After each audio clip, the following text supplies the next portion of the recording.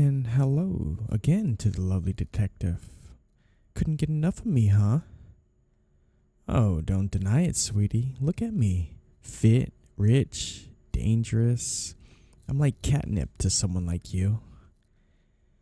Really? So, if I pull down my shirt just a little, you wouldn't. And there's my favorite color, blush red. You know, you say the word and we can get out of here. And I promise I can make you do a lot more than blush. Fine, you're right. I did come to give a statement, but I'm not going to pause my passes just because you're recording me. Hey, cutie, one more thing before you start the tape. I've got the best lawyers and even better, butchers. If you use any of this against me, I promise none of the charges will stick, and plenty of sharp things will stick in you. Do I make myself clear? Smart and beautiful. You're the whole package, sweetheart. Alright, is this thing on?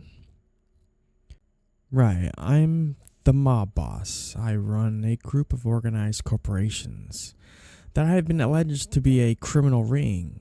Some people have affectionately labeled me as a mob boss. My company does work across the east side of the river. My main rivals operates in the west. Now, for our company's sake, we've agreed to stay in our own camps. We keep to our side of the river. One of my closest friends was strolling home one day and they stumbled upon a crime in progress. They understood that they had witnessed a drug deal and recognized the dealer, a kid that works for the rival boss. Now, this kid is barely 18, so my friend didn't want to ruin his life by turning him in. So he did the smart thing and came to me. You know, detective, you could come to me anytime. Right, strictly professional. My buddy comes to me and tells me what he saw. I've got a couple of contacts with private investigators, so I ring up one of them to dig up some dirt, figure out who sold this kid any sort of weight. Why, I know a private investigator is irrelevant, detective, and I don't have the answer to that question. I'm not under arrest. I'm simply giving a tip to my local police station. As I was saying, I sent the investigator to look into it. He finds that the kid got the weight from my rival boss. Turns out, in addition to the completely legal business we both compete in, the rival boss has been running some side hustles. He's been sending runners to deliver a new cocaine mix to my side of the river. Supposedly, it's really good stuff. Their boss contracted some MIT chick. She's got a master's in chemistry and a couple of minors in biology. She's cracked some formula that twice as addictive with nasty withdrawal symptoms. Now, the boss is flooding low-income communities with this stuff. I happen to open a large number of jobs to those who are underprivileged, and I'd hate to see them getting taken advantage of like this. But I'd love the privilege to take advantage of you, detective. You're no fun anyways. I know the police department is absolutely overwhelmed these days. Organized crime is through the roof, so I got the investigator, bless his soul, to do a little more digging. Turns out the rival boss is sending out a shipment of around 1,000 kilos of this stuff soon. Now, that is the question, isn't it? Where and when? Do you have a wife at home, detective? Husband, maybe? Oh, I think it's very relevant.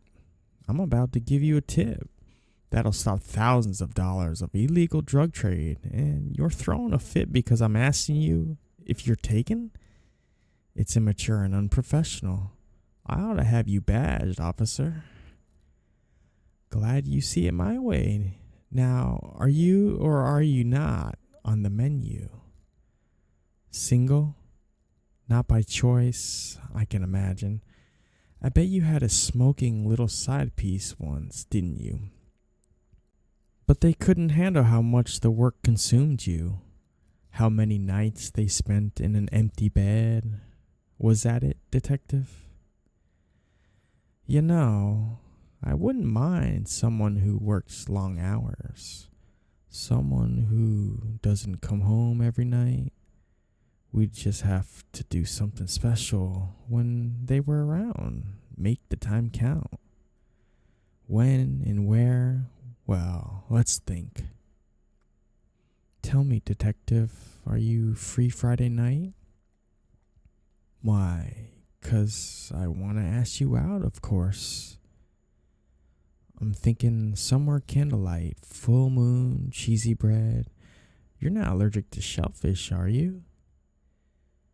Wow, you are a clever one. Yes, I was thinking of the bistro down by the docks. But I must insist that we go on a full moon. When the light dances across the water, it looks absolutely magical. Now, I'm no werewolf, so maybe I'm wrong, but I think the moon is full next Friday. Maybe we could head out there then. Ah, detective, don't leave just yet. You're missing something. Well, I can't tell you, silly. Clearly, you aren't interested in our date, so I'll have to withhold that last bit of info. At least until we order some crab puffs. So, how about I pick you up Friday about noonish? You can even bring your friends, although I don't know if the commissioner will want to send the SWAT team to sit in the bistro on nothing but good word. So, it's decided then. 9 on Friday. I'll be outside your dingy little apartment in something expensive, probably red too. I'm sure it will stand out amongst the slum cars. I expect you to be dressed to the nines, alone and ready for action. Sound good to you? What kind of action? Oh, aren't you the curious one? Well, buy me a couple drinks and I'm sure we can do any kind of action you want. Well then, let me say it in another way. If you get me drunk enough, then we might do it in a back alley we can find. So you should probably bring your gun just in case. You never know when you might need some self-defense. No, I won't be elaborating on that any further. You're a detective. Read between the lines. All right, this interview is over. Unless you want to leave together, then I'll be going right now. That's what I thought. Can't wait to see you dolled up for me, detective. Oh, and try to get some sleep. I can't have you on my arms with shadows under your eyes. People will talk. Ta-ta.